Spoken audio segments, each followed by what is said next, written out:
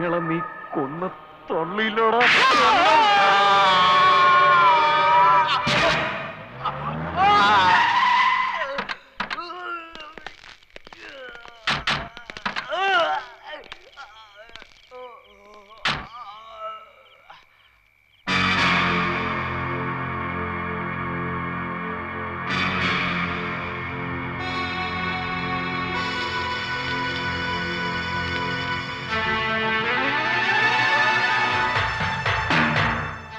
കൊന്നു. ഈ മൃഗത്തിനെ ഞാൻ കൊന്നു.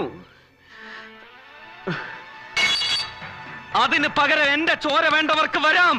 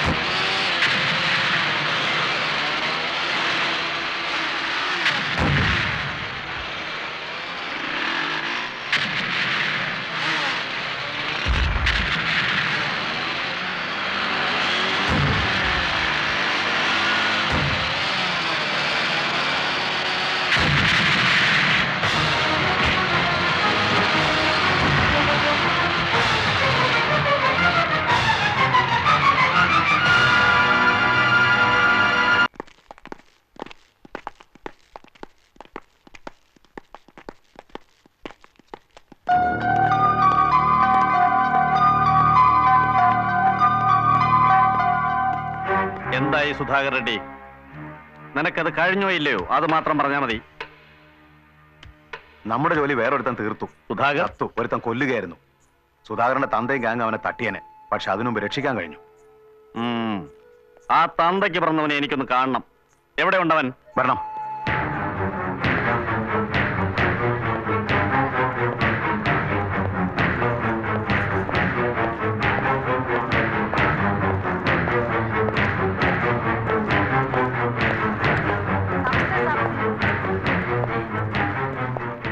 ഇവനാണ്.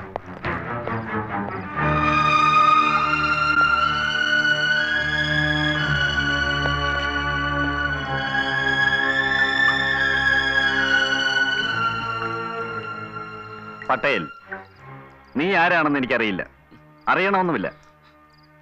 നിന്റെ ചോരയ്ക്ക് വേണ്ടി റെഡ്ഡിയുടെ ആൾക്കാർ തിരച്ചിൽ തുടങ്ങിയിരിക്കുന്നു. പക്ഷേ നീ ഭയപ്പെടണ്ട. കാരണം നീ ഇപ്പോൾ പട്ടേലിന്റെ കൂടെയാണ്. ഇവിടെ നീ എന്നും സുരക്ഷിതനായിരിക്കും. അപ്പോ ഇവന് പറഞ്ഞു മനസ്സിലായി കൊടുക്ക.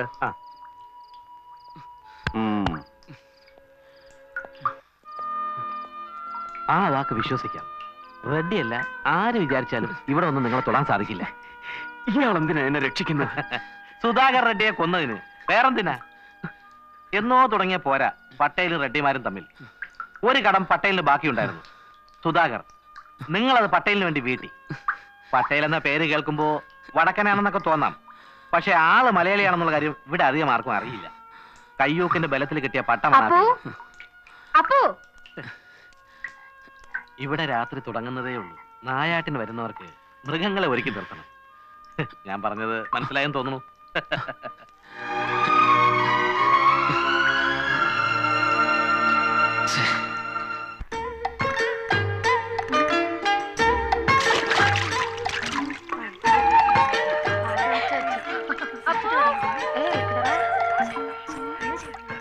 അപ്പോ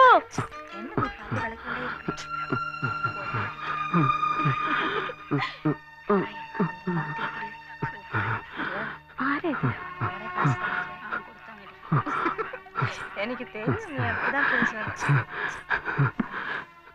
അപ്പോ ഇത് എവിടെ പോയി കിടക്കുന്നു? എന്താ? ആരാപ്പോ ഇത്? അയ്യോ, താഴെ വീണോ? നല്ല പനിയുണ്ടല്ലോ. ഇതാരാന്ന് ചോദിച്ചത് കേട്ടില്ലേ? വിശ്വനാഥൻ. സുധാകർ റെഡ്ഡിയെ തട്ടേച്ചു വന്നത് ചില്ലറക്കാരനല്ല. ഓഹോ, പട്ടേലിന്റെ പുതിയ ഗുണ്ട. അങ്ങനെയൊന്നും പറയരുത്.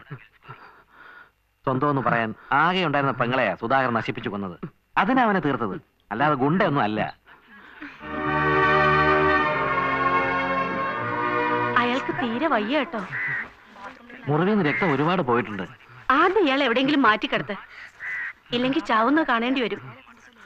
എന്താ മിഴിച്ചു നിൽക്കുന്നത്? അല്ല, മാറ്റി കിടത്താന്ന് വെച്ചാ ഇവിടെ ഇപ്പൊ എവിടെയാ? ഷോ, തൽക്കാലം എന്റെ മുറി കിടത്ത്. ആ, എന്നാ താങ്ക് യു.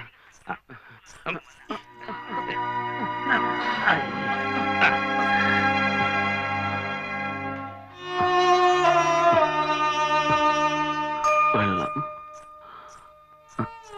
വെള്ളം. അപ്പോ ദാ വെള്ളം ചോദിക്കുന്നു, വേഗം കൊടുക്ക്.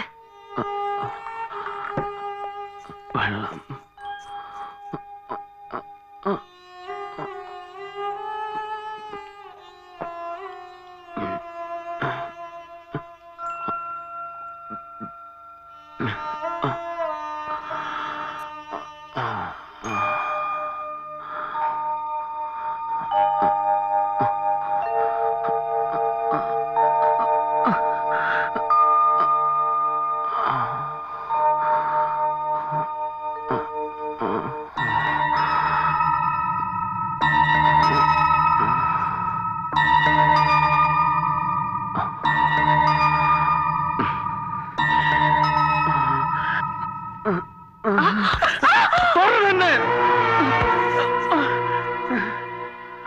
എഴുന്നേൽക്കണ്ട, കിടന്നോളൂ.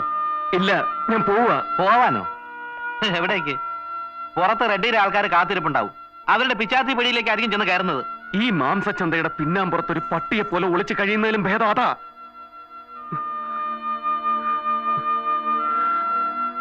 അല്ലെങ്കിൽ തന്നെ എത്ര നാൾ അവൻ ചത്തു എന്നുറപ്പാ. എന്റെ അനിയത്തിയെ പെച്ചി ചീന്തി മരണത്തിലേക്ക് എറിയുമ്പോ എത്താത്ത നിയമം എന്നെ തേടി വരാതിരിക്കില്ല. ശരിയാവാം, പക്ഷേ അറിഞ്ഞുകൊണ്ട് ആപത്തിൽ ചെന്ന് ചാർന്നു. പോലീസിന്റെ മുന്നിൽ നിന്ന് രക്ഷപ്പെടാൻ ഒരു വഴി, പട്ടേലിൽ നിന്ന് നിഷ്പ്രയാസം സാധിക്കും. എന്നിട്ട് ജീവിച്ചിരുന്നിട്ട് എന്നിട്ട് എന്തിനാ? ആർക്കു വേണ്ടി? എല്ലാം തീർന്നില്ലേ? ചങ്കിൽ കത്തിയിറങ്ങുന്ന വേദനയുമായി ഞാൻ എന്തിനു ബാക്കി നിൽക്കണം? ദൈവം ആയുസറാ തന്നത് എന്തെങ്കിലും കണ്ടോണ്ടാവും. കുറച്ചുകൂടി കാത്തിരിക്കൂ. ഒരു കൂടപ്പറപ്പ് പറയും പോലെ കൂട്ടിയാ മതി.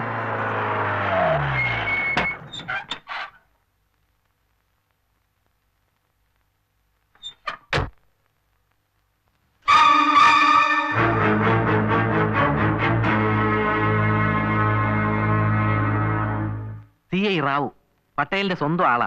നിങ്ങളെ പോലീസിന് കൊടുക്കാതിരിക്കാൻ വേണ്ടി പട്ടേൽ എന്തൊക്കെയോ ചെയ്തുകൊണ്ടിരിക്കുക. അതാ റാവു ഈ നേരത്തെ ഇങ്ങോട്ട് വന്നത്. അതിനിടയ്ക്ക് നിങ്ങൾ ഇറങ്ങി പോകാൻ തുടങ്ങിയാൽ അത് പട്ടേലിനും കൂടി കുഴപ്പം ചെയ്യും. അല്ലെങ്കിൽ തന്നെ ഈ മുറിവും വെച്ച് എഴുന്നേറ്റ് നിൽക്കാൻ പോലും വയ്യാത്ത ആള് എവിടെ പോവാനാ? അവിടെ കിടക്കാൻ പറ. നിന്റെ ഉപദേശം ഇവിടെ ആരും ചോദിച്ചില്ല. അയ്യോ, ഉപദേശം കൊടുക്കലല്ല, ഉപകാരം ചെയ്യലാണ് എന്റെ തൊഴിൽ. ഞങ്ങളെപ്പോലുള്ള വാസവദത്തമാർ ചെയ്യുന്ന സേവനം എത്ര വലുതാന്നറിയില്ലേ? സത്യത്തിൽ ഞങ്ങളോട് അല്പം ബഹുമാനത്തിൽ പെരുമാറണം. ഏയ്, ഇങ്ങനെ പല്ലിളിക്കുന്നത് തെറ്റാട്ടോ.